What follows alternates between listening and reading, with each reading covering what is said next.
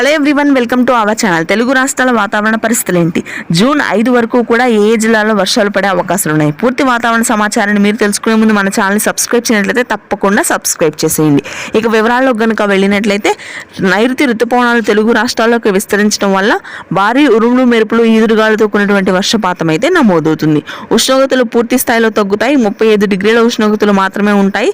అయితే హైదరాబాద్ నగర వ్యాప్తంగా కూడా జూన్ 3, 4, 5 తేదీల్లో ఆకాశం మేఘావృతమే, రాత్రి సమయంలో వర్షాలు కురుస్తాయి. నైరుతి ఋతుపవనాలు ఈ సంవత్సరం వేగంగా కదలడము, బంగాళాఖాతంలో ఏర్పడిన తేమ ప్రభావంతో అయితే మనకి జూన్ మొదటి వారం, రెండో వారం కూడా వర్షాలు కొనసాగే అవకాశాలు ఉన్నాయి. కోస్తాంధ్ర జిల్లాల్లో ముందుగా వర్షాలు ప్రారంభమవుతాయి. విశాఖ, విజయనగరం, కాకినాడ, అనకాపల్లి, రాజమండ్రి, ఏలూరు భాగాల్లో మోస్తరు నుంచి భారీ వర్షపాతం నమోదవుతుంది. ఇక 60 నుంచి 70 కిలోమీటర్ల వేగంతో ఈదురుగాలు కూడా వీస్తాయి.